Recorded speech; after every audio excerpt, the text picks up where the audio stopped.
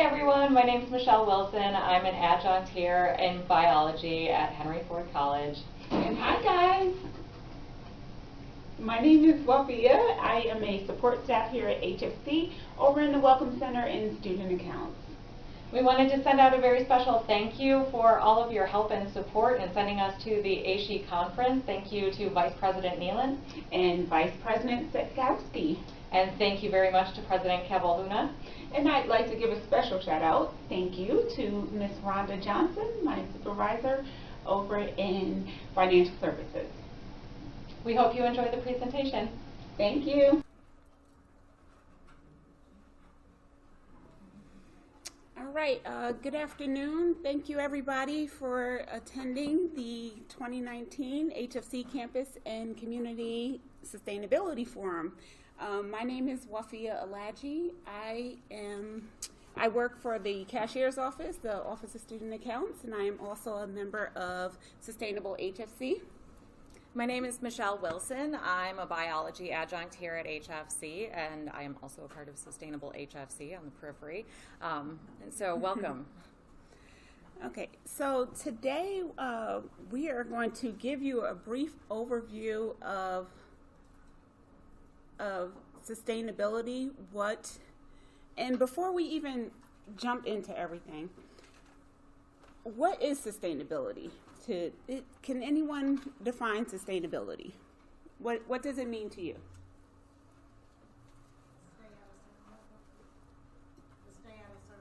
Stay at a certain level. Anyone else? No? Okay. That's a good place to start. Provide for your community? I mean, make sure that our earth is, livable, that we can all, live a healthy life, and that our ocean is cleaner and the air is less toxic.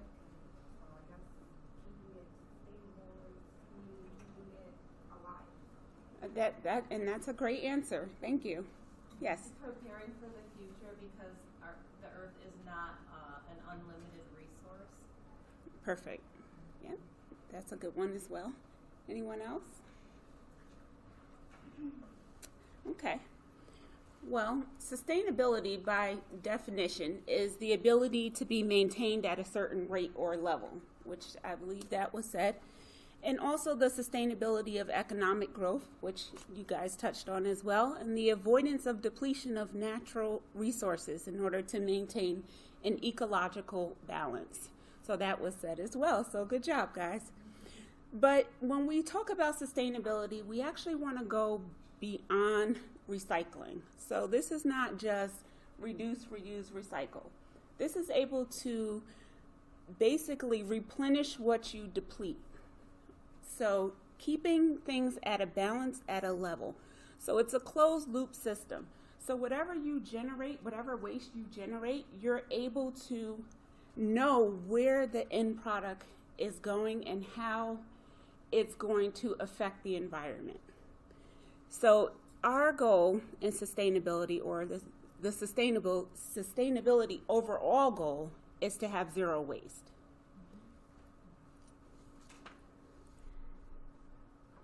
So HFC sustainability started in 2017, late 2017, and I joined the group in March of 2018. And we had the unbelievable privilege of being able to become a member organization of ASHE. And ASHE stands for the Association of the Advancement of Sustainability in Higher Education. So, what is ASHE and why does it matter? ASHE provides us as a educational institution with educational and professional development, webinars and workshops, access to sustainability across the curriculum for our faculty, mentorship programs, affiliates programs, resources and publications, and a campus index, communication and outreach, advocacy, leadership, and ASHE Stars. which allows us to be recognized for what we do here on campus, which is great.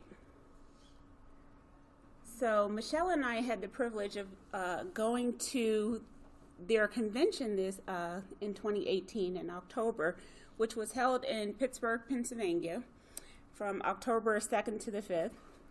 And it was really neat because ASHE as a group takes into consideration everything for their conference and expo. So the location of the venue was at the David L. Lawrence Convention Center, which is a LEED certified building. Does anyone know what LEED is? LEED certified? No? Okay, so LEED stands for Leadership in Energy and Environmental Design. So when they built this convention center, they took everything into consideration. They took into consideration the building materials, what would happen to the end use of the waste of the building materials. They took into consideration how they were going to use the energy, how it was going to be produced, what was going to happen to their waste, everything, from lighting to water to material. That's how you become LEED certified. And ASHE itself took into consideration all of our meals. Our meals at the conference were all vegetarian, and some of the food was locally sourced. So they didn't want to waste almost anything. Getting back to that zero waste, getting back to that closed loop system, getting back to the real overall view of sustainability. So there was walkability to hotels, restaurants, nightlife. There's roof garden where the convention center grows its own vegetables and they put those into the food. So when we think about sustainability, even in our own lives every day, we should be thinking about everything that we consume. What happens to it when we're done with it? Is it going to a landfill? What happens to it? And so that's what we're concerned with. So the conference was really neat. There was almost 2,000 attendees from 18 countries, from 500 institutions from around the world. There were over 379 sessions, 81 exhibitors, 23 sponsors, 8 hosts, and there was a student summit. The student summit, since there's a lot of students in the room, it would be really good. We would love maybe next year or the next ASHE conference to take some students and get you guys involved and have you guys have a say in what is happening not only at HFC but in your communities and in your homes, and so that you guys can help affect change as well. So our days were really busy. I gave a brief overview of just what I did. Michelle and I actually went to different workshops. Because there were 379 sessions, you get a big booklet when you get there, and you have to kind of decide where you're going. There's sessions running at the same time, and so of course we couldn't attend all of them and get everything, but we will give you a brief overview of what we did manage to attend, and some of the things that we brought back from there. Lastly, the theme of the conference was Global Goals, Rising to the Challenge. And actually, Michelle, if you can pass out those flyers. The opening keynote address, I don't want to mess up this lady's name, but Ms. Akpezi. She was the former head of the Environmental Education and Training at the UN Environmental Program. She has over 30 years of experience in research and transformational change in higher education in Africa. She studied environmental law and policy and sustainable development. So she demonstrated how the UN Sustainability Development Goals, which we're passing out now in the flyer, presented an opportunity for higher education to reinvent itself and to rethink teaching, research, and community engagement. ultimately, for our faculty, students, staff, everybody here at HFC, everybody in our surrounding communities and environment, we want to have our community serve as a living lab. We want you guys to be able to take what you learn here and apply it immediately. So apply it in the classrooms, in your homes, in your communities, and to be able to affect change, not only on a local level, but on a global level. So we'll be going over some of those sustainability development goals one by one, and also seeing what HFC is doing to meet some of those goals. So in 2016, 40% or 5.6 billion of U.S. recyclables were exported to China. However, China imposed a new ban on certain materials in 2017, resulting in U.S. exports of recycling falling by 95%. And only 50% of those recyclables found a new home. So what does that mean? That means that the industry has had to find new end markets, negotiate new contracts, impose fines for contamination, or reduce and terminate services. So right now, processing costs are really high. They're higher than material income. So revenue sharing has been going on. So a lot of cities and states and municipalities are actually paying to help recycle, because otherwise recycling companies wouldn't be able to survive. So it's harder to remove items than to add new ones. So new tech is coming. So you're going to start seeing garbage trucks in your area with cameras on them, sensors on them, things like that, to where if you put something into your trash that is not recyclable, you may get a notice in your mail saying you threw away some non-recyclable things, if it's a recycling truck. Or you may get a fine even. The city may decide to fine you. So, and these are not necessarily bad things. You know, you think, oh, a fine, that's terrible, but it's to help you change your behavior and to help offset some of those costs that cities are being forced to take on because of the loss of us sending our trash to China. So we should think about that more in terms of what we buy and what we use, maybe not buying plastics at all. Maybe when you go into a store, bring your own bags, or ask them if you can use your own container. Or even in our dining halls, how many people here use the Skylight Cafe? Anyone? I do. Yes, no? Okay. So even if we can change our behavior there to where we can bring our own container and have them put the food in our container instead of using containers that are just going to go straight into recycling or to a landfill.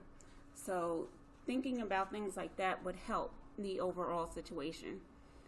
So ultimately, there needs to be a larger push for manufacturers to redesign their products, and us as consumers to demand it. One of the good things about the conference were all the exhibitors that Michelle mentioned, like 81 exhibitors, and some of their pamphlets and leaflets are there. So, you know, we have the buying power as a college, as an individual. We have the buying power. We decide what we're going to invest in. And so there are things like, you know, we don't have to buy plastics all the time. There's like a sustainable utensil set. This is my personal one, but I carry this with me every day. And inside it is a bamboo fork, a bamboo spoon, a bamboo knife, and some chopsticks. And I also have a metal straw. So I never use plastics. I just take it with me. So I'm not using these items that are going to go like the companion cup. So this cup, if you can you get a little barcode with this cup. Every time you fill it up, they help provide water and wells and resources for countries in developing areas that don't have water. So every time you refill it, you're helping another community, and you're not wasting additional bottles. It's a very strong plastic bottle. Yeah, with the Fill It Up also, they provided little stickers for us where, and you download this program on your phone, like an app on your phone. There's a barcode. Every time you fill up your water bottle, if you scan the barcode, it goes straight to their program and lets them know that you've diverted, plastic bottles from landfills. And every time you fill up your water bottle and scan it, they donate clean drinking water resources to communities in need around the world. And everyone has seen the water refill station here in the NJ building, right? It's If right you around the haven't, corner. go down the hall and turn to the right, and it's right down there. There's Yeah. some signs Yeah. around it. Yeah. So far, we have diverted 554 when I filled up my water bottle just earlier. And it's only how old? Bottles, yeah, It's like only 2 weeks. 2 weeks 2 weeks. old, and already 500 bottles. So even little things like this we think are innocent, no big deal. If we added up all the plastic bottles it would go around the earth several times. And when you think about what it's doing to our oceans and our fish, and that's our food, guys. That's our food. So at some point there's going to be a point where it's just completely unsustainable. And we're trying to not let that happen. That's our ultimate goal. So a lot of colleges and universities, their biggest challenges was that there was no direct connection with students. So I'm so happy to see students here today. So we need students on campus to get involved, to help change the campus culture. Also, there's a lot of contamination in food waste. So every time we throw something away, now typically in my house, we recycle. And so I have more recycling than trash, actually, because everything that I buy I pay attention to whether or not I can recycle it, for one. And then for two, I rinse it out and it goes into a big bin, and then I don't have recycling where I live, so I actually have to drive it to a recycling bin. But a lot of times people don't rinse out their recyclable containers. So that causes contamination, and that sort of defeats the purpose of recycling sometimes. So if you are going to recycle, you want to make sure you rinse those containers out to reduce contamination. There was education and training. A lot of people are not familiar with recycling. They didn't grow up with recycling. They don't know all the ins and outs of it. So that's another thing that we need to increase here on campus. And lack of audits. So we're not monitoring what we're doing and how wasteful we are. So one of the things I would love to do here on campus is to collect all of our trash for the day and put it on the lawn for everyone to see. Let's see how much waste we actually generate in a day, so that you can think about what we're doing to the earth, what we're doing to our communities and the environment. And also funding, of course, that's always an issue. So some of the solutions we can do, we can conduct those waste audits, we can sort our trash, we can have a token program, we can compost our food. We're not composting yet, so we can compost those food scraps. We can have educational programs. We can do social norming. There's so much that we can do, but we need everyone's help. McEwen University in Canada. Now, Canada is colder than Michigan, and they found a way to actually have bees on their rooftop. They do urban beekeeping, and these bees help grow food in the area, and they help provide us a food security umbrella. So it's really neat because they actually invite the community and students to come and watch the beekeepers and watch the bees and watch their progression over the years. So it's really cool. It would be nice to do something like that on our campus as well. Let's see. And just lastly, because we have about 5 minutes before 12, is you can, there was another college that did a wonderful lab, sanitation through anthropology.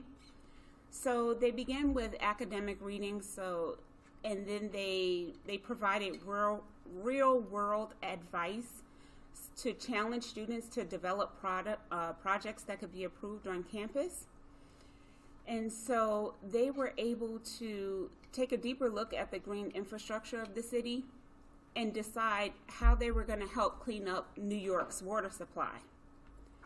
So they did their own drawings, their own renderings for green roofs, vertical gardens, rain gardens, fitness parks. They came up with all these wonderful ideas about how they were going to help clean up their city's water supply.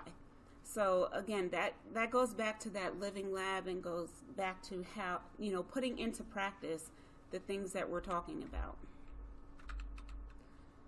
And lastly, I just wanted to touch on Worcester Polytech Institute's 4-year commitment, project-based learning.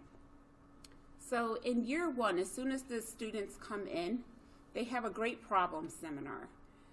So they sit and they create their own experience. So imagine being able to go onto a college campus and really be able to design and develop what you're going to learn about and focus for the next 4 years.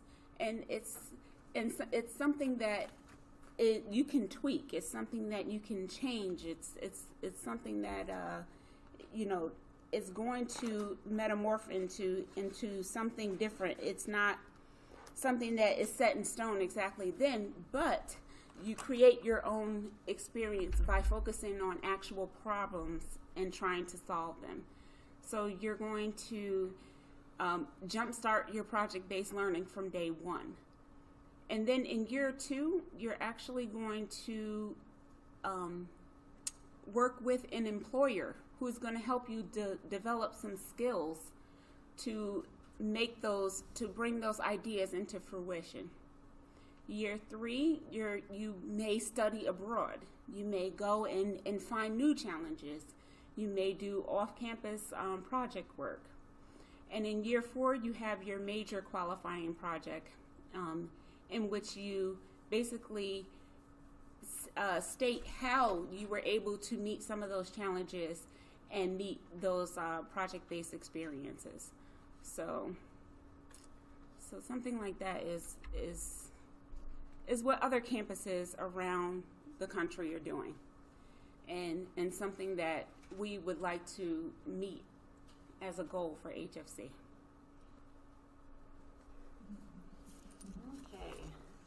So ASHE was really inspiring to attend. As Wafia pointed out, it was absolutely enormous. The convention center that we were at was huge. The variety of presentations that we could experience were also huge. And yeah, it was a little overwhelming, the entire experience, because there was so much that you could gain from going there. So the way they had the sessions kind of set up was the entire program was actually pretty amazing. They had it all on an app for your phone that you download. So you could figure out which presentations you wanted to go to, and you could search which presentations were offered based on who you are. Right? So if you're a student, you could search for things that were geared towards students. If you're faculty, you could search for presentations geared towards faculty. You could also search if you're an administrator or facilities person, you could search for those categories too. I tried to attend kind of a wide variety just to get like the lay of the land, so I could come back and kind of tell you guys a little bit about what was offered in each category. But it was, the breadth of it was pretty amazing. They also had a ton of vendors that were present there in the expo center. Every time we went down to eat, we walked through the expose and got to see all of the different vendors that they had and the different products that they're offering to universities to meet these sustainability issues and to rise to the challenge. So I wanted to take some time to go through a couple of the case studies that I kind of, from presentations that I went to. So I started with the biggest. So, you know, we're a community college, we're fairly small. Our challenges are going to be much different than the challenges faced by a giant university. But I thought that it was a good thing to look at to see what was possible to do.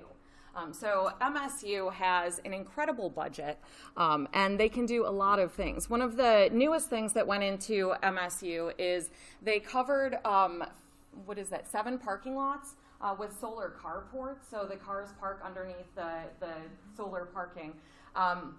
And it's big enough that people can still tailgate, they said on their website, and that they can still get snowplows through the parking lot, so it doesn't inhibit the parking space at all. But what it does do is provide about 15 million kilowatt hours to the university, which is the same equivalent as powering 1,800 homes in Michigan, which is pretty incredible.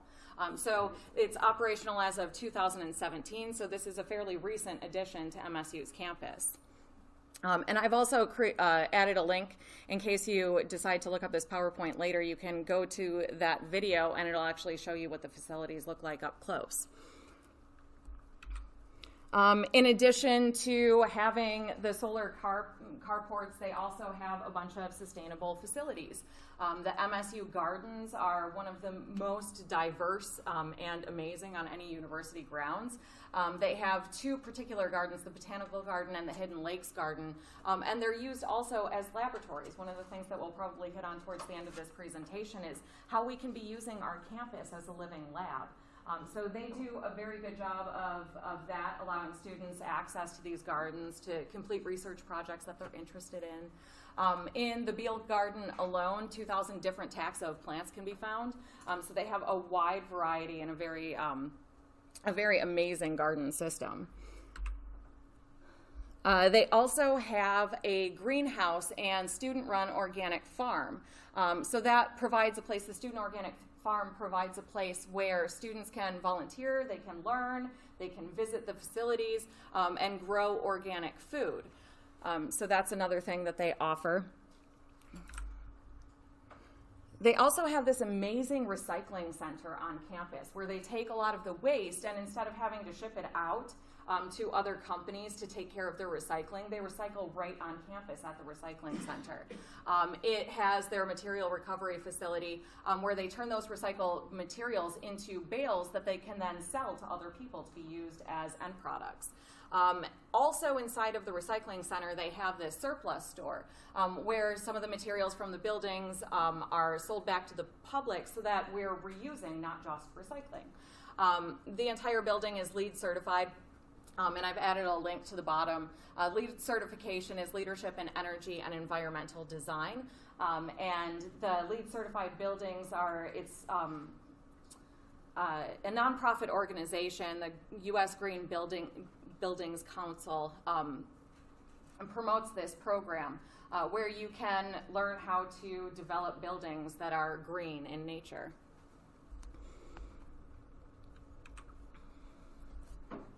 All right, much like us, they are located along a river. So we have the Rouge River right next door to campus.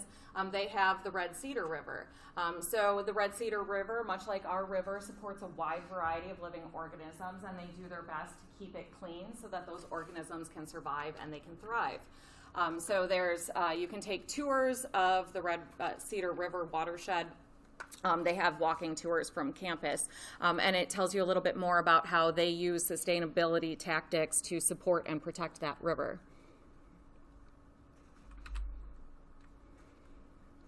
They are also making sure all of their new buildings are going to be LEED certified. And that's a move that we see happening across campuses throughout the country, and throughout multiple countries, actually. So, making that promise to make every single building from here on out into the future LEED certified is a huge step towards achieving sustainability.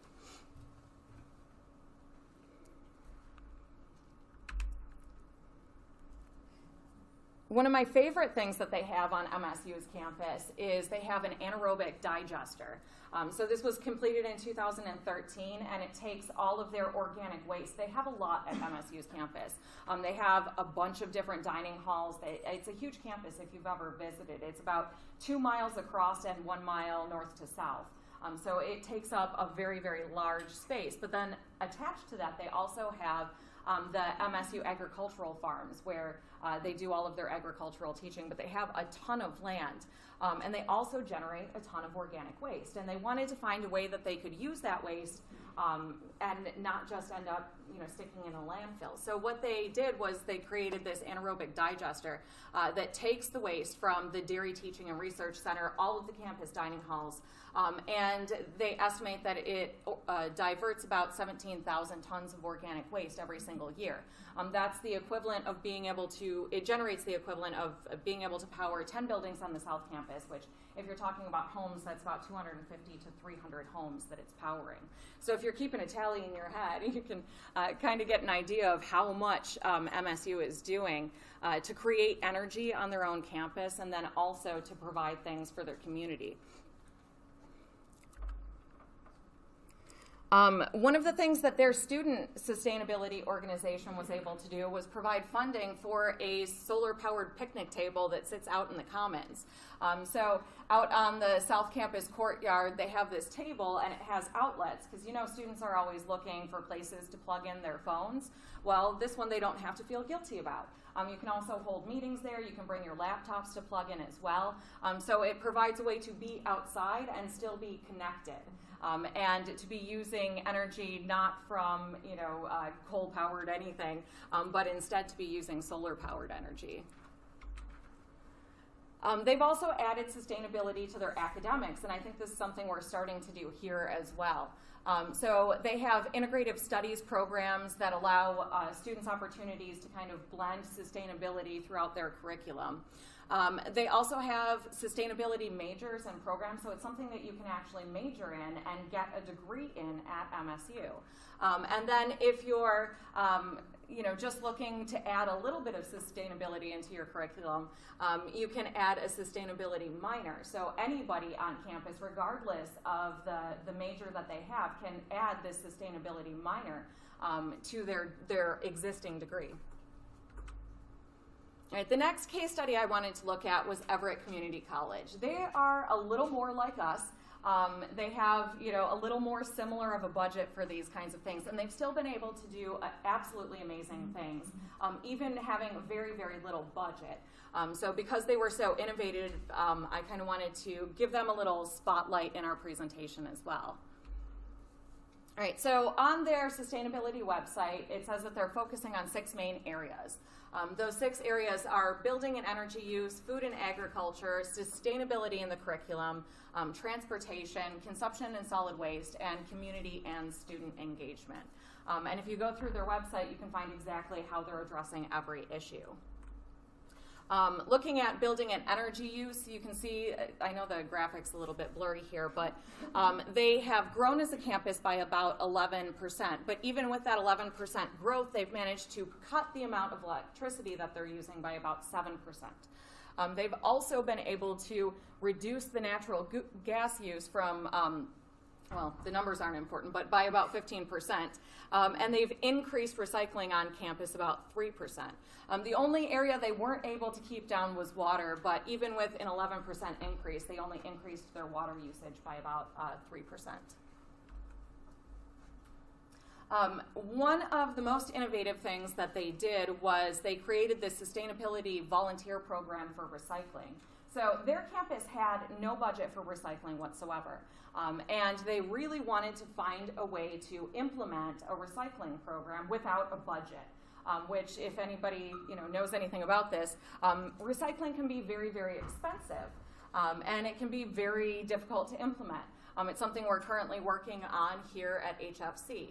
So what they did was they got into contact with the Department of Health and Human Services in their state, and they set up a grant program where recent immigrants to the country could come and work, and the Health and Human Services Department paid for them to do this program where they would collect recycling.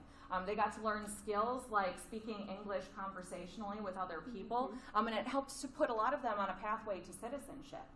So not only, they were kind of killing two birds with one stone here in that they were able to implement recycling for free because they got a grant to cover all of the costs, but they were also able to provide jobs for people who need them and provide a pathway to citizenship for some recent immigrants, which I think is an amazing thing to do.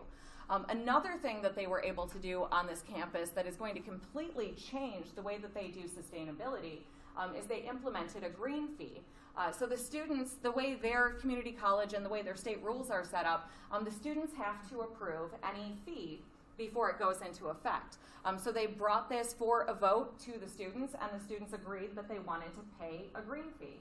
It's not very much. It's about 50 cents a credit hour, and you max out at $7.50.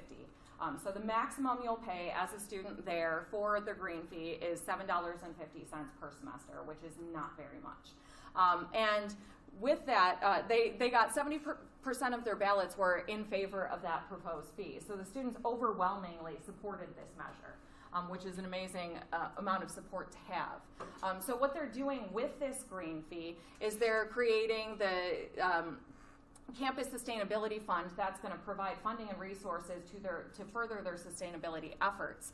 And it also provides student employment opportunities in the sustainability office, so it pays for students to come in and work in sustainability and push those initiatives forward. And it also supplements funds for outreach, for education, and for materials for the sustainability office. All right, the last case study I wanted to take a peek at was Valencia College. So the things that I've been focusing on so far have been kind of how do you pay for things and what is possible on the campuses. But one of the important things we can do is encourage sustainability in the curriculum. Valencia College got a grant. It's the Lewis Stokes Alliances for Minorities Participation Grant. And it's funded through the National Science Foundation. The goal of the grant is to fund underrepresented minority students to pursue bachelor degrees in STEM fields.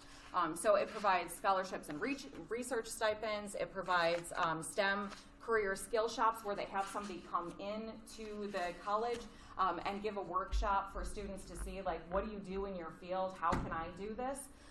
It also provides an annual undergraduate research colloquium where students from all three colleges can showcase their research. So Valencia is a community college, and they have 3 different campuses in the state of Florida. There are also seminars and summer workshops that are available for Central Florida high school STEM teachers to go to. The coolest thing that they do also is they have something called the Summer STEM Institute. And this is a way that they found to bridge the gap between high school and college. So a lot of students in their area never thought about attending college until they got this grant funding and they started reaching out to the community and trying to draw them into the Summer STEM Institute. So what the Summer STEM Institute is a 5-day immersion program where the students come from 8 o'clock in the morning until 4 p.m. in the afternoon. And each day they're exposed to a different STEM field on campus. So they have one day that they spend in the physics lab, they have one day that they spend in the genetics lab, they have one day that they spend with engineering. And through the course of this, the 5-day period, they're actually working on a research project. So they break them up into groups, and they have those groups present at the end of the program on one of the UN Sustainable Development Goals. So the groups pick one of the goals, which you have the sheets in front of you, And they decide which goal they want to focus on, and they try and figure out ways that they can implement change in their communities on that one particular goal. At the end of the STEM Institute, they give presentations and they have a poster walk so that all of the other students that were participating in the STEM Institute can see what each group was doing and what they have to offer, what kind of innovative solutions they have come up with in order to fix these UN Sustainable Development Goals issues. So it's a pretty amazing thing that they were able to do. It's a very unique program, and one of the best things about it is it gives students who are low-income, underrepresented minorities a way to become familiar with the college setting, to make friends before they even start their college career at Valencia. And they also found that it improved outcomes over the long term, that students who participated in this 5-day immersion program were much more likely to successfully complete their degree at Valencia and then transfer to a 4-year university. So not only did it help them in navigating academic success and learning the different things that they could do within their colleges, but it also allowed them this opportunity to showcase their skills. Just quick question, if I may interject here for a minute. Have any of you participated in any programs even remotely similar in your communities, or have you participated in anything that was geared specifically towards sustainability? No? Do you know of any that are offered within your community? No. Okay. Clearly, we need to work on the community outreach then, huh? Yeah, I would say so. And this last slide was kind of just added for fun for my own personal benefit here. So one of we went to a lot of different workshops, and they presented a wide variety of ideas. One of the more innovative solutions, I thought, to the problem of emissions and using too much fossil fuels was on a lot of these college campuses over the summer when the students are mostly gone. They, instead of using lawnmowers to trim their grass on campus, they hire goats to come in. They set up electric fences to keep the goats kind of contained in whatever area they want them to mow that day. And they move it around, and that way they're not using any gas for lawn mowing during the entire summer period. I don't know how much we'd really want goats hanging around HFC, but I thought it was a really funny idea. So I pulled this information from one of the places where you can hire goats to come and mow your lawns. But the great thing about goats is they don't just get rid of grass, they also get rid of everything else. So they get rid of poison ivy, they'll take down shrubs you don't want, whatever you need the goats to do. And also they can work on landscapes that are a little more complicated than just flat grass. Goats can mow on hillsides. So there's a lot of benefits to using goats, and also it's just kind of funny. So before we take a break, maybe we have a couple of minutes to talk about campuses as a living lab. So some of the presentations I also went to talked about how we can utilize our own campuses to create living laboratories for our students. Right? There's all this stuff that we're doing, and that's actually what we'll spend the entire time after the break talking about, are the different UN sustainability goals and how HFC is meeting each one of those goals. And there's probably a lot of stuff that's going on that we don't know about either. Or that Wafia and I specifically are not aware of, but we'll be touching on each of those goals. But one of the things that we'd like to move towards is using the campus as a living lab for students to get their hands dirty with this kind of stuff. I mean, not necessarily dirty, but so that students have the opportunity to not just see the different green things that we're implementing on campus, but also to research the different things that we're implementing on campus. So one of the things that we did in the biology department, thanks in part to Zach and I'm sure some other people who helped work on it, is we implemented a biology lab for all Bio 131 classes where we do a lab on water runoff and invasive species And we utilize the native rain and plant garden outside, or excuse me, the rain and native plant garden outside, which we'll talk about a little more later. So using a campus as a living lab is a great way for students to get involved. One of the issues that we have at a community college versus places like MSU where they have their students for 4 years is we only expect to have our students here for a couple of years, which means it's harder to get student buy-in. All right, so let's take our 10-minute break. When we come back from the break, we would like to go through the Sustainable Development Goals that the UN created and discuss how HFC is addressing those goals specifically.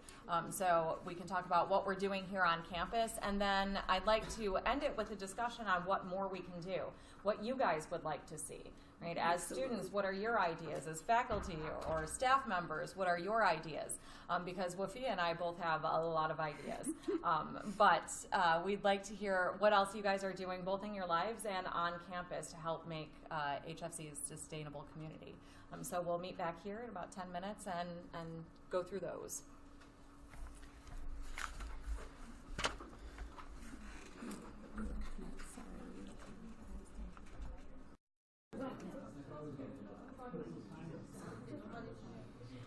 All right, it sounds like we have some good discussions going. Hopefully we can get some people to share their thoughts after we finish up here. So let's talk about the UN Sustainable Development Goals in turn, and go through what HFC is doing to help alleviate these issues at our campus. Just tell me. Go for it. All right, so the first one of the UN Sustainable Development Goals is trying to create a world where there is no poverty. So poverty, it's more than just lacking income. It affects a lot of other things, not just how much money you make. It manifests in things like hunger and malnutrition. It can also manifest in limited access to education and other basic services. And it can also manifest in social discrimination and exclusion. So we want to create a world where there's economic growth that's inclusive to provide both sustainable jobs and to promote equality. So, one of the things that we're doing at Henry Ford is providing low-cost quality education to our community. And I actually, have a personal story about this. So when I was growing up, my family was very low income. My dad had gotten laid off from his job. He worked at Ford Motor Company, and he had been laid off his job for a good chunk of years because it was the 80s, there was a recession, nobody had work. And my dad finally went back to work, and he was working on the line at the assembly plant in Fort Wixom. And he wasn't making very good money. Working on the line, you don't make very good money. So the Ford had this program where they would send their employees for a discount to Henry Ford College. Back then it was Henry Ford Community College.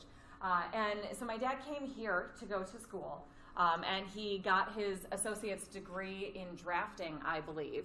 And that allowed him to break into the skilled trades at Ford, and it increased our income by a whole lot. And by the time I graduated high school, he had enough money saved up to put all 3 of his children through college.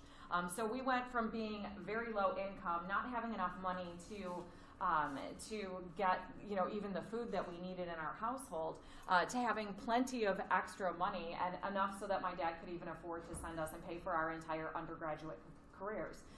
My brothers both went to the University of Michigan, and I went to Michigan State University. These are not cheap institutions to go to school at. So, I would say at Henry Ford, we're actually doing a really great job at allowing people access to quality education regardless of their income, and allowing them to help lift themselves out of poverty. So that's one of the great things that we're doing here. The second UN goal is zero hunger. So around the world and in the United States, hunger is an incredible problem. There are a lot of people who don't have access to basic nutrition. There are a lot of people who don't have access to enough food. People who go hungry on a daily basis. So what are we doing here at HFC? So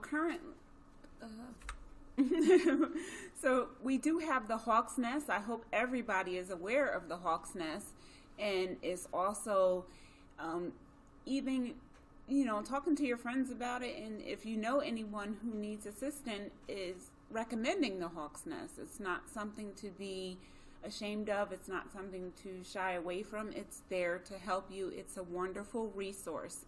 So because of our donors, since it's been open, we've been very active. We've helped over 400 students.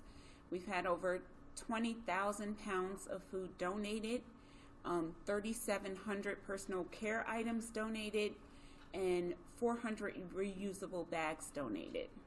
And we just received 1,700 pounds of food from the Universal Learning Academy in Westland.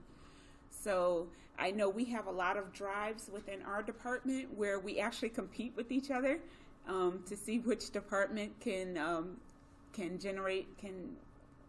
donate the most food to the Hawk's Nest, and we have a lot of fun doing that. So it's a great resource, and it's something that HFC is working towards to get rid of hunger. Yeah, and just a quick note about the Hawk's Nest. If you know anybody in need, if they are currently attending HFC, they don't ask for any proof of income or anything. You don't have to prove to them in any way that you need their assistance. It's on an honor system. So all you have to do is show up with your student ID and proof of enrollment for the semester that you want food, and you are welcome to collect whatever food you need. So rather than having to jump through hoops and fill out forms and get certified, people are just provided access to the food they need without judgment, which I think is an amazing thing. So number 3 is good health and well-being. So ensuring healthy lives and promoting well-being at all ages is essential to sustainable development. If we don't have healthy people, then we do not have a healthy environment overall.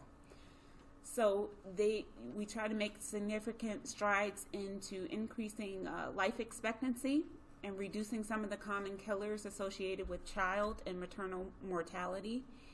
So the goal is less than 70 maternal deaths per 100,000 live births by 2030. That is the UN goal.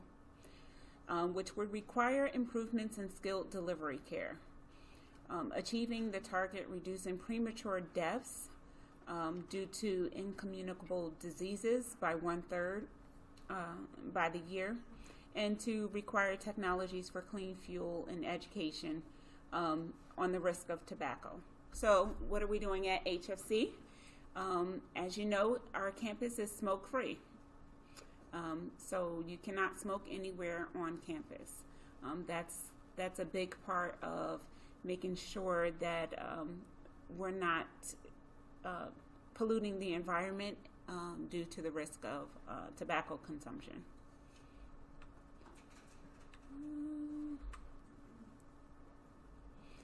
Number 4, quality education. So obtaining a quality education is the foundation to creating sustainable development. In addition to improving quality of life, access to inclusive education can also help equip locals with the tools required to develop innovative solutions to the world's greatest problems. So some of the things that we were talking about on break is changing our thought process and changing our industry. As you know, America, if you study the history of America, we've had the Industrial Revolution, we've had the Tech Revolution. Like we go through these different cycles. So right now, our communities really should be thinking in terms of new industry. We should be thinking about how we can divert waste. That is an industry. If you wanted to, you can go into a grocery store. And so just a quick example. So my husband is a district manager for Meijer, and he used to, as part of his training, he used to work in the produce section. So he would tell me every day they actually have these huge barrels where they throw away tons and tons of produce every day. Every single day. It's like, what happens to this produce? It just goes in the trash. Why aren't they composting?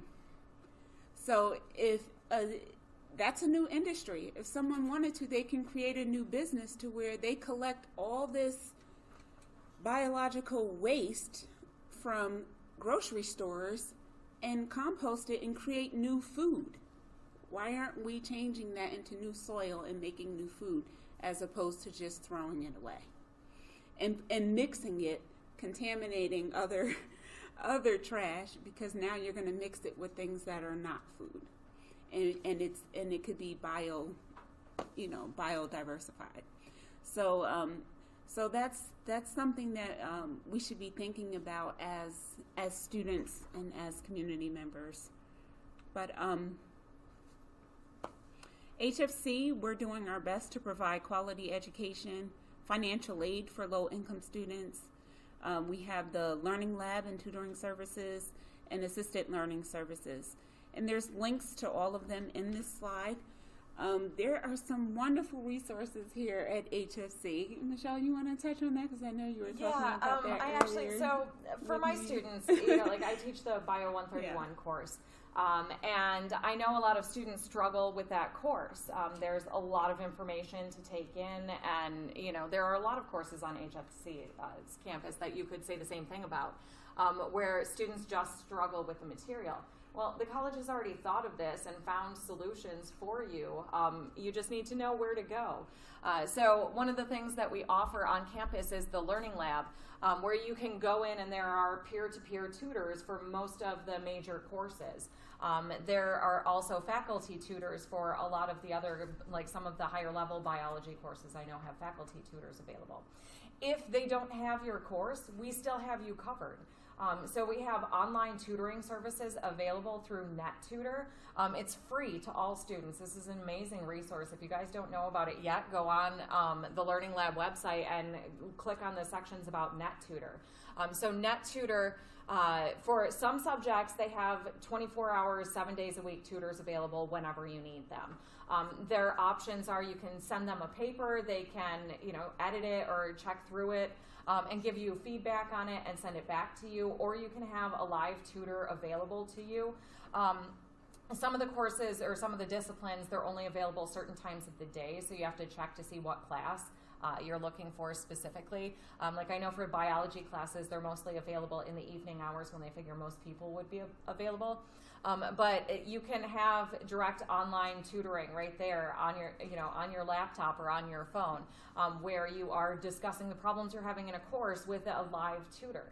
So even if we don't have somebody directly on campus, we have somebody online to help you learn, which is an amazing thing that our campus is offering. And I didn't even know about it until this semester when I went online looking for resources to help my students with their Bio 131 problems. And if you have special needs, you can go to the assisted learning services and they can help provide accommodations. So there are a lot of resources that our college provides to make sure that not only can you get access to education as a member of our community, but you can get education regardless of who you are in the community. It doesn't matter if you're low income. We have financial aid people here to help you get your financial aid. We have tutoring services if you need help in succeeding in your courses. And I can, speak for, I would say, many of the faculty members that we're here to help you too, right? We're here to help the students. We're here to help you learn. So I think one of the things that students make the mistake of is just thinking that they're on their own. You are never on your own here. We have lots of services provided for you. So please, please, please take advantage of the things that are offered to you. And what's really nice is that we have added sustainability to the curriculum through English 132, American nature and environmental writers that Gary McElroy does. So we are so pleased to have that. So thank you, Gary. But yeah, you know, maybe that's something else too that you students can also, you know, ask for, you know, say you want more sustainability in your classes, in your curriculums. And it's something we as faculty can offer. We can write our own courses, so you know, it's a good idea to start thinking about ways that we can add sustainability as courses for our students, because it's something that's really important going forward. So number 5 is gender equality. So gender equality is not only a fundamental human right, but it's necessary for the foundation for a peaceful and prosperous and sustainable world. Providing women and girls with equal access to education, healthcare, decent work, and representation in political and economic decision-making processes will fuel sustainable economies and benefit societies and humanity at large. So what are we doing here at HFC? We are providing equal opportunities for education and employment through Safe HFC and Safe Walk, and counseling, and our SOS, or our student outreach and support. Does anyone have an example of maybe a you know, female-run household that provided education and support and changed maybe the outcome of your family or family of someone that you know? Yes. I have a single mom and 6 boys. Oh, wow. Wow, 6 boys. Oh, my goodness. And so how old is everyone now? And she... I like 27, 25, 20, 18, 16, 13. Wow. And so where do you fall? I'm 20. You're third down 20? the line. Third down the line. Wow. And so you're here at HFC. Congratulations. That's really good. What is everyone else doing? One's married as a kid, one just graduated from Ferris, and the other 3, or one's at Eastern, and then the other 2 are in high school. Okay. That's awesome. Well, your mom's a brave and strong woman to have raised 6 boys on her own. So that's awesome. But I'm sure, you know, she had some support, and she had to have some sort of access to resources to help her raise you guys and to get you where you are today. So those things are important. There are a lot of communities in different countries and cultures where women are not provided with equal access to education. Some women cannot go to school. They cannot learn. And if they're the first teachers. So if women are not teaching their children, if they're not providing them with quality education, or if they don't have quality education themselves, they cannot affect change for future generations. So that's something that we need to work on as a society. And I would also say, if you are a woman who is interested going into a STEM-related field, there are so many scholarships out there for you. That's one of those things that is just a hot commodity right now. There are a lot of STEM programs that are looking to add more women to their programs. So, you know, don't think that there's not money for you. If you're interested in going into STEM, there is absolutely funding available. Absolutely. 6 is clean water and sanitation. So clean, accessible water is an essential part of the world and that we want to live in. So there is sufficient fresh water on the planet to achieve this, but there is also water scarcity and poor water quality and inadequate sanitation that negatively impacts food security. You cannot grow good food if you're growing it in dirty water. That's a given. So our livelihood choices and educational opportunities for poor families across the world are definitely impacted by clean water. So what are we doing here at HFC to help provide clean water? We do water testing. We have the new water fill station. We also help with the cleanup of the Rouge River and things like that. And we have our, is it the rain garden? The No. rain and native plants we garden, which have- we'll get to in And a we have the few rain slides. garden. I'm sorry, you I want just want to point out too Mhm. that, I don't know if you both were here when they redid the parking lots, Yes. and they did that whole parking lot project, and they make all the drains in the parking Oh, lot go nice. to that big underground reservoir before it goes into the Nice. News River, so it's not like taking all the salt off your car and sending it Yes, to the river. and we So will that's touch on that with one of Yeah. the, with the numbers, thing that they did. Yeah. let's see, number 14, Life Below Water. I will hit on that one there. Yeah. Absolutely, it's amazing what we've done with the new construction. Yeah. I absolutely love it. Okay.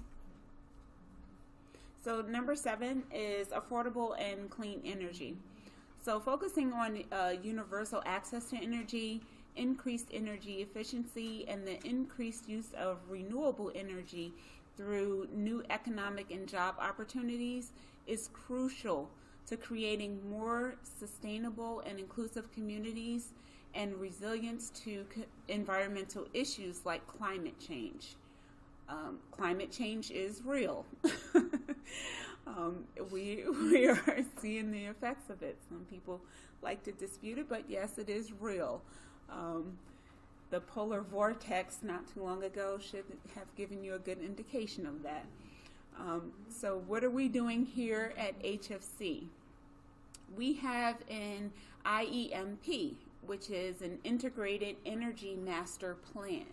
I don't know if you guys are aware of that, but we do have a plan here at HFC moving forward as to how we want to address some of these issues. So we would like to increase energy efficiency by 65%, increase water efficiency by 46%, decrease absolute carbon emissions by 62%, even allowing for student growth, and we would like to achieve an internal rate of return between 9 and 12%, creating a pathway for us to become a U.S. Center of Excellence for Energy Education.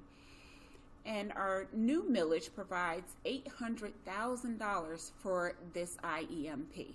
So we are working really That's per hard year. towards that. Yeah. Per year.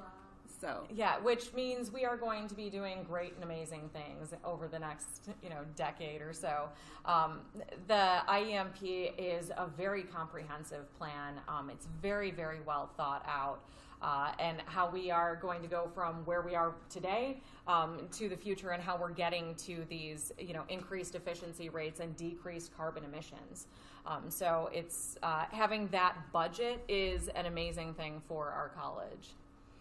And what's nice is that, hopefully you as students will have a hand in seeing how some of these activities are in play and learning from them. So it's not just the college implementing them and you have no idea how they run, how they function, but you'll be able to see how they run and how they function. Right, decent work and economic growth. Sustainable economic growth requires societies to create the conditions that allow people to have quality jobs that stimulate the economy while not harming the environment. We need decent job opportunities and decent working conditions for the whole working age population, not just a subset of people. So what are we doing at HFC? As always, providing quality education. Also helping students to get financial assistance so that they can raise their career prospects, and providing learning services to help all of the students succeed, no matter who you are.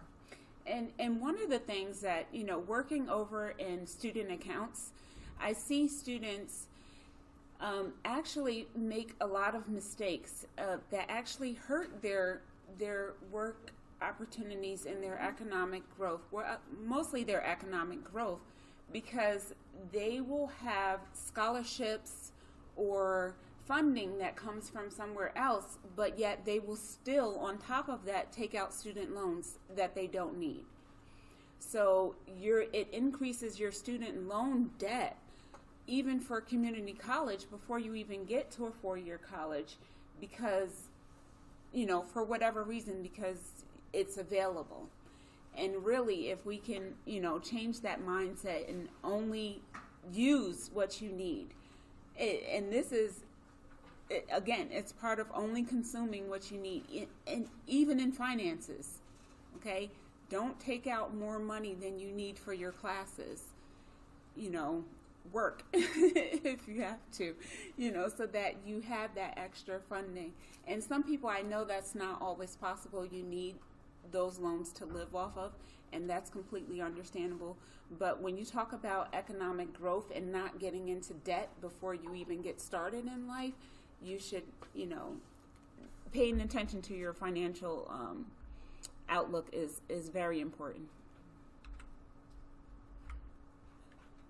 So number 9 is industry, innovation, and infrastructure. So investments in infrastructure, transport, irrigation, energy, and information and communication technology are crucial to achieving sustainable development and empowering communities and in many countries. Focusing on decreasing carbon dioxide emissions, investments in high-tech products to increase efficiency, and a focus on mobile cellular services that increase connections between people. I don't know if you guys know, like in the news, they're talking about the AT&T merger. They're talking about how America is no longer the leader in technology services. So technology, cellular services, America was once, the leader in that, and now we have to rely on services from places like China, and so it's not good for our country as a whole, and it makes our defense systems a little bit more vulnerable. So if we can increase efficiency on these connections, these devices that we use every day that we've come to rely on, then that would also help our overall sustainability and development goals. So what are we doing at HFC? Again, we are focusing on our IEMP, and we're using our campus as a living lab so that we can talk about some of these problems that we have and create solutions to them. Yeah, one of the things that's important to note, the Integrated Energy Master Plan obviously is incredibly comprehensive, but it also provides opportunities for students for researching. We are collecting a ton of data, and will continue to be collecting a ton of data about exactly how much power we're using, and exactly how much water we're using, exactly what materials are going into our new buildings, and that sets up our campus as a living lab so that students then can have research opportunities to explore these topics, where you can take the data that we've collected and figure out something to do with it, come up with something innovative. So we're not just doing this for our own benefit, but we're also doing it for the benefit of our students, so that you guys will have more opportunities going forward to explore these ideas.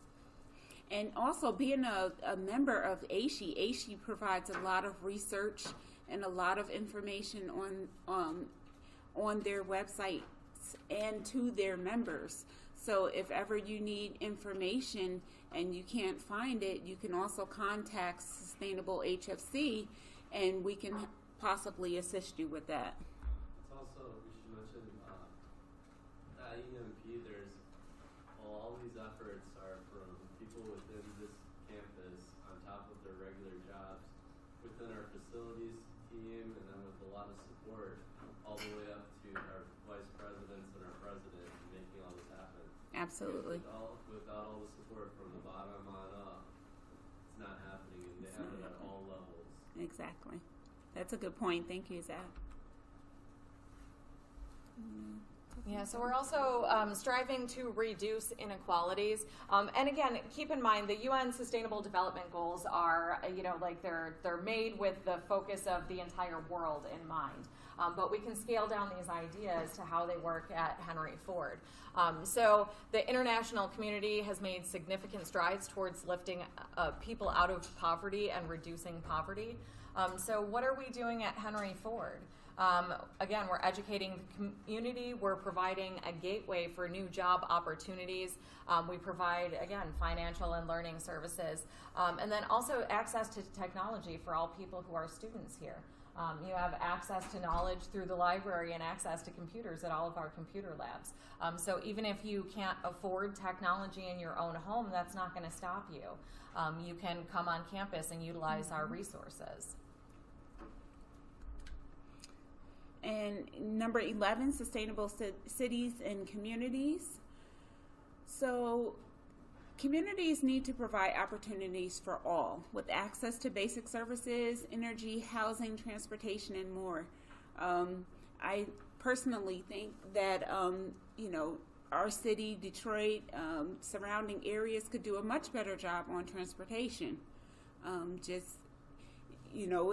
understand we're Motor City, but we need to do more to build up our transportation infrastructure, and so that we can have more sustainable cities and communities and have access to all areas.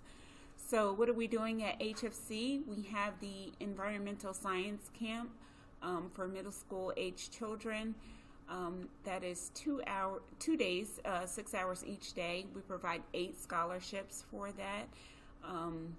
And we do a lot of community outreach.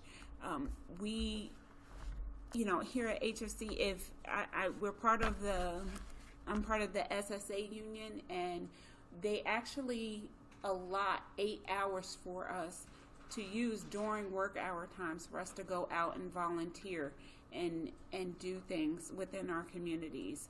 And so we've done things all over in, Livonia, Dearborn, and Taylor, and, everywhere, all of the surrounding areas, we go out and we do a lot of community volunteering and outreach.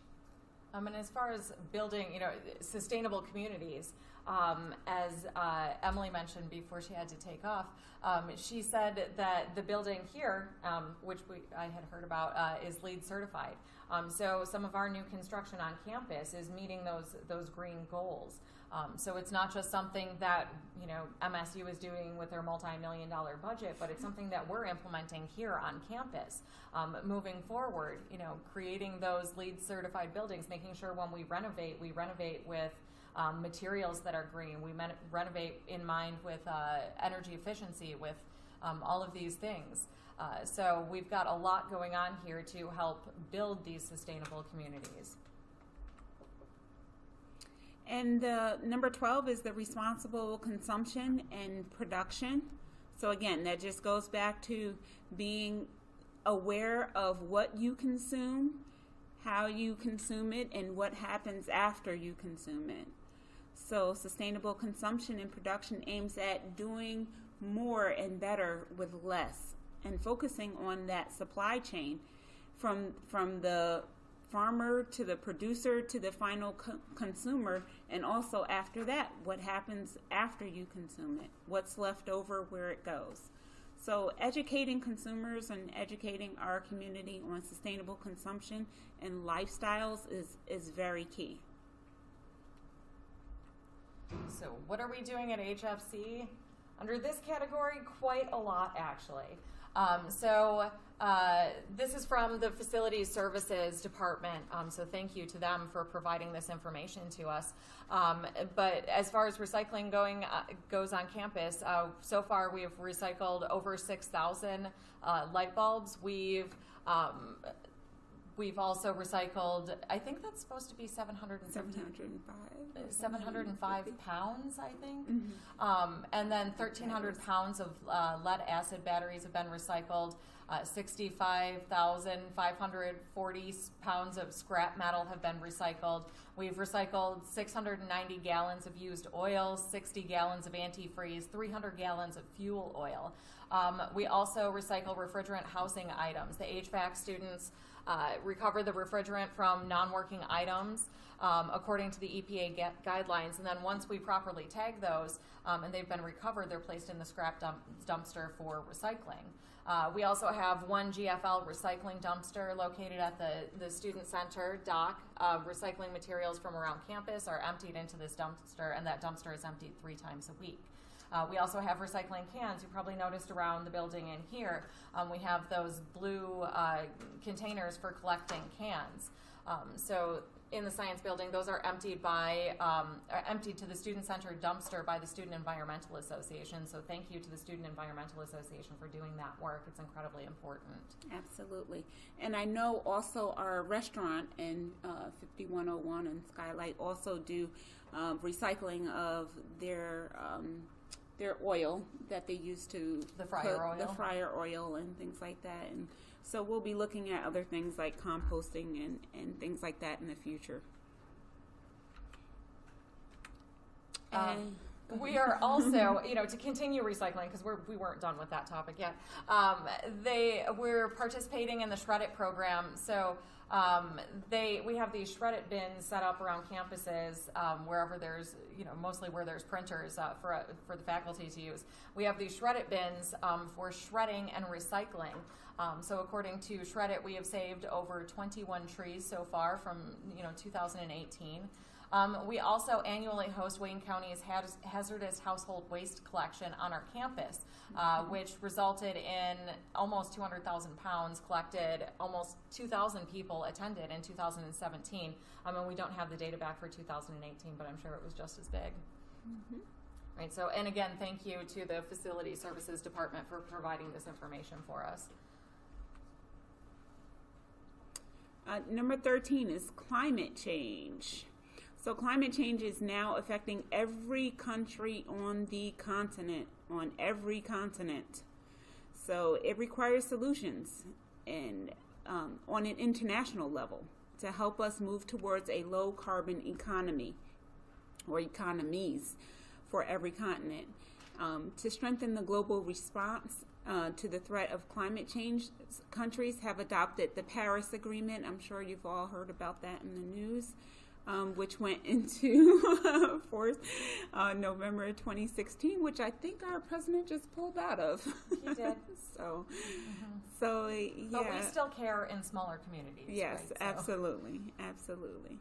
So in the agreement, all countries agreed to work on limiting global temperature rise to well below 2 degrees centigrade. So what are we doing at HFC? We're looking forward. We're focusing on reducing our emissions. We're focusing on increasing our energy efficiency, increasing our water efficiency.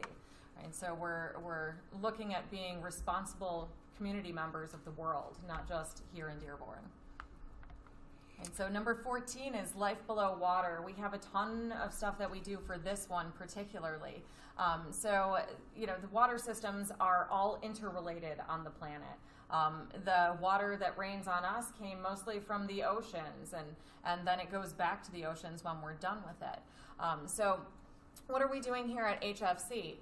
We're protecting against surface runoff. So one of the things that we did when we built the new science building was we put in reservoirs underneath the parking lot. If you haven't seen it, now is not necessarily a good time to check out the green roof just because it's winter and everything's dead. But if you go up to the green roof during the like late summer, early fall, there are a ton of plants growing on top of this roof right here. And it helps to divert some of the rainfall that would have, run off into the river streams. Some of it's absorbed by the green roof. What isn't absorbed by the green roof gets, sent down to the Rain and Native Plants Garden and helps water the Rain and Native Plants Garden. In addition to that, if it's not used by the Rain and Native Plants Garden, which also helps filter the water and remove pollutants, then it goes down to the reservoirs underneath the parking lot. And there are a bunch of filters that are in place there too to protect the Rouge River that's right next to campus here. We've also added the Water Runoff and Invasive Species Lab to all of our Bio 131 courses, where it teaches us about what we're doing to prevent surface runoff, why that's important. Right, so normally, if you have a natural setting, when the rain falls, it gets absorbed into the ground. But what happens when you have parking lots and buildings and technology, communities, is that instead of that water being absorbed into the ground and getting filtered by the plants, it runs off of the surfaces and goes directly into the nearest water source, which in our case is the Rouge River. So some of the things that we've put in place help to prevent some of that water runoff from reaching the Rouge River and polluting it and polluting that water source and killing off the life that's in the Rouge River. Another thing that we do is annually host the Rouge Rescue event on campus, where we work with the Friends of the Rouge River and go and clean out invasive species along the Rouge and clean up trash along the Rouge. I actually recently just got an email about this, inviting us to volunteer with the cleanup. So that's something you can do if you're interested, is volunteer and go and help clean up the river. Yes. And again, another shout out to the facilities. Our facilities department organizes that. Absolutely. Yeah. Right, and then we have even more. Like I said, there's a lot for this one. So again, thanks to the Facilities Services Department, they manage our stormwater permit and take care of maintaining that system, cleaning out that system, and making sure that it's in good working order so that we're protecting the Rouge River from pollution. So some of the examples of our good housekeeping practices include parking lot and street sweeping, right? So that happens monthly from March to October, and then additionally as it's needed. We have monthly good housekeeping inspections that are conducted by 3 certified stormwater operators on campus. There's also a bi-yearly comprehensive good housekeeping inspections that's conducted by those 3 certified stormwater operators. We have main campus and east campus detention ponds that are chemically treated by certified chemical applicators to get rid of invasive plants. Right, so those retention ponds, detention ponds, also help to prevent some of that runoff from occurring. We also have a vortex filtering system located in parking lot 7 that filters out the unwanted sediment and other debris from the parking lots, and that one is cleaned as it's needed as well. And then we have catch basins that are inspected monthly and cleaned as needed. So again, thank you to the Facility Services Department for taking care of all of that for us. I didn't even realize the breadth of things that were being done on campus until I got the report from them. So thank you so much. Absolutely. And as you can see, it takes a number of departments and a number of different people to make these things happen. Just like Zach said, it takes the students, it takes the faculty, the staff, the facilities, the higher ups. It takes everyone to make these things happen. It doesn't just happen on its own. So number 15 is life on land. Protecting life on land is also vital. So again, we have our rain and native plants gardens. We have bird decals on the windows to stop birds from flying into the windows and killing themselves.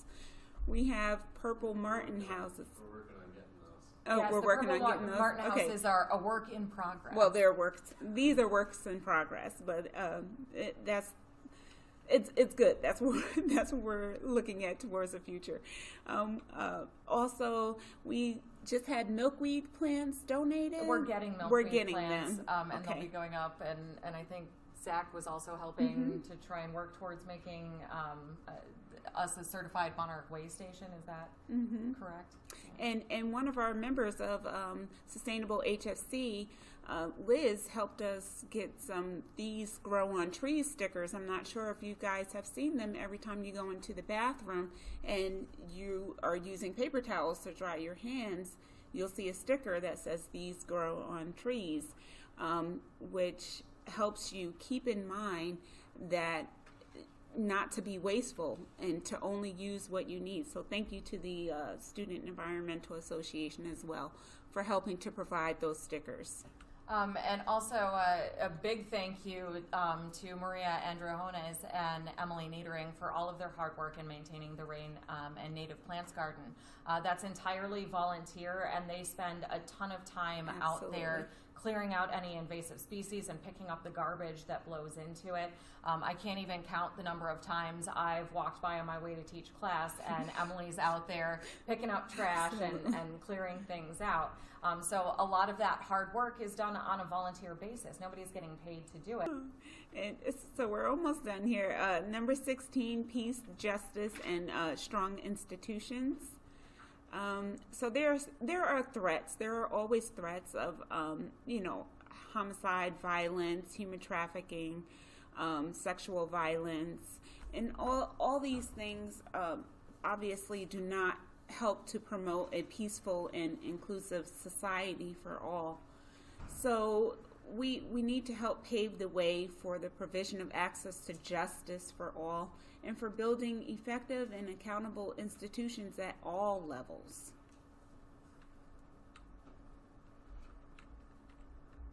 And lastly, 17, partnerships for the goal.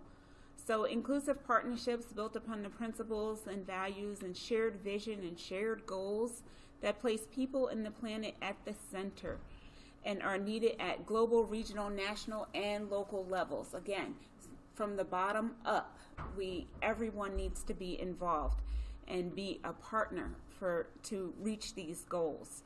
So what are we doing here at HFC? Again, our facilities department is amazing. We do have the group Sustainable HFC, where you can submit ideas online. Any ideas that you guys have, you can go to greenideas@hfcc.edu. And, if it's something that you see that we could be improving on or that you would like to see implemented on campus, share your ideas. Invite your friends, invite others to share their ideas to greenideas@hfc.edu. And also the Student Environmental Association, get involved. If you have time, if you want to join a club, it looks great on your resume. Yeah, and also I wanted to say, I apologize for not having this on the slide. I tried to add it, and it wasn't letting me edit the slides. But I also wanted to thank the administration, too. We couldn't have gone to the conference without the support of the administration. Absolutely. So everybody in this college is all working towards the same goals. We have students working on issues. We have faculty and staff working on issues. We have the facilities department working on issues, and we have the administration also working on these issues. So I feel like we're all on the same page. We just need to learn how to work together on these issues and how to be the most efficient that we can be on these issues.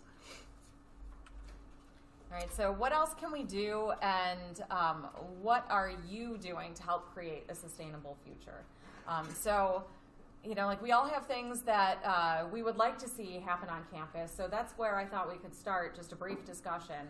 What would you like to see on campus? What would you like to see more of? And maybe we could just read some of the boards in the back that we have up that you guys were so gracious to write down. So we have, to fight climate change, I will, what does that say? Throw away our trash. To save animals. To save animals, okay. Reuse items, bags, bottles, etc. Mm-hmm. Bring awareness. Decrease processed food. Eat low carbon food. Drive a hybrid. That's a good one. Reduce paper use in my classes. That's Michelle. Okay. Yeah, those are both mine. There, do you want to read that board? Okay. Stay vegan, recycle, print only if I have to, become vegan with question marks, buy electronic car. That's it. Okay. Yeah, so I can say, what I would like to see our college moving towards. I think we're doing a great job with what we're doing, and I also think that there's a lot more that we can do in the future. I would like to see an Office of Sustainability here. That's a big goal that I don't know Absolutely. if we can make it happen, but kind of an overarching umbrella to kind of coordinate all the efforts of people. I would love to see that on campus. I would love to see us compost on campus. Right? We're working on implementing recycling campus-wide. That's amazing and wonderful, and I'd also like to see us go one step further in the future and start composting some of our organic waste from the cafe and the restaurant and just around campus in general. Absolutely. So does anyone have any questions, comments, anything we have? I do have a question. Okay, go ahead. Do you guys hold these meetings each month? No, we don't hold them each month. Actually, we did this forum in particular to just be able to provide information from the conference that we attended, but That's something that we could discuss at Sustainable HFC, just how keeping the often- community aware. How often does the Student Environmental Association meet up? Every 2 weeks. There you go. So if you're looking to get involved, I would say definitely contact, who's on the list? It's Mary Pericunal and Zach are the kind of to-go-to people talking about the Student Environmental Association, but they can hook you up with information. If you go to the link on the website, well, we'll have to make that available, but you can go just search for it on HFC's webpage. Just search for Student Environmental Association, and it'll bring up their email, so you can email them and ask how you can get involved in the Student Environmental Association.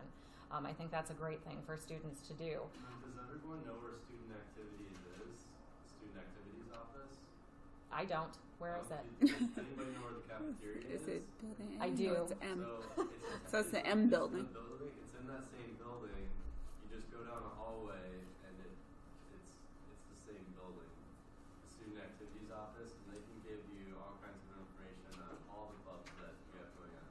They have a giant club room. Each club has its own little cubicle and a computer, and there's actually a lot going on here. When I was a student, I didn't know it until I became a staff member here at we had clubs. But Wow. they're very involved, a lot of active clubs. Yeah. Probably anything that you want. So overall, I know myself, I'm very proud of HFC and what they're doing and how they plan on moving forward.